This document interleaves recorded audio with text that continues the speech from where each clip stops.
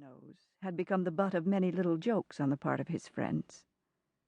Michael had not seemed to mind, laughing along with them.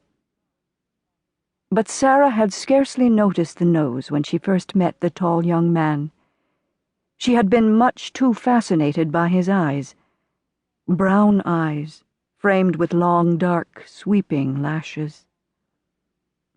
His eyes looked like melted chocolate, she had gushed to her closest girlfriend, and Jane had giggled at her remark and later embarrassed her by telling some others.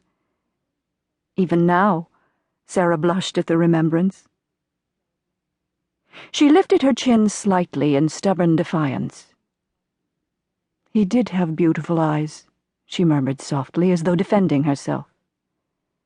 Then her own eyes filled with tears, and she pressed little Rebecca closer to her. Those brown eyes so filled with love would never look on her and on their baby girl again. "I must get hold of myself," Sarah chided quietly. "I must. I have to plan. For the sake of Rebecca." The baby squirmed in her arms, and Sarah realized she had been holding her too tightly. She blinked away her tears as best she could, swallowed the difficult lump in her throat, and forced a smile to her lips before she turned the child to where she could look into her face.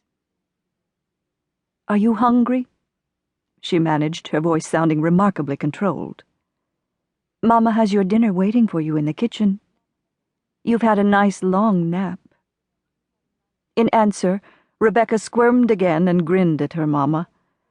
Then she reached for a handful of her mother's shiny dark hair and gave a tug.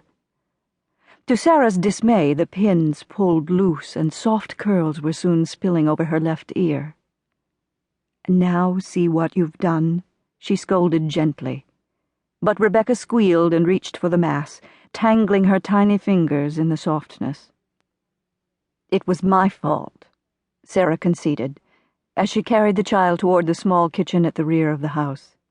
"I pinned it carelessly." She sighed, and her slim shoulders seemed to sag with a sudden weight. "Don't eat it," she told her young daughter, who was trying to stuff a fistful of the tresses into her mouth. "You think everything is to eat, don't you?" she continued, smiling wanly as she tried to ease the hair from the tightened fist. It was a difficult task, for Rebecca had the strands all entangled in tiny fingers. Sarah finally deposited her daughter in her high chair and, bending over her, tried to finish the task of freeing her hair from the little one's grasp.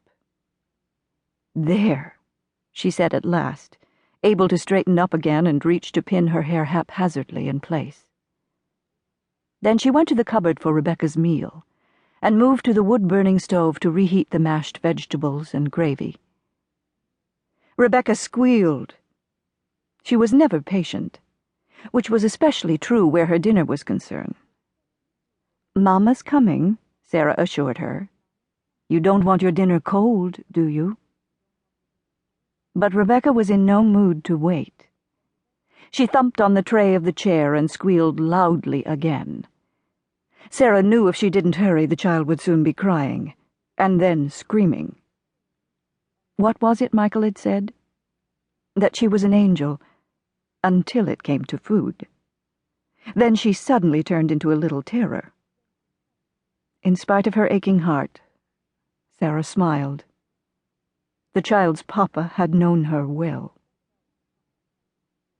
Rebecca began the second stage of her protest, and Sarah hurried toward the high chair.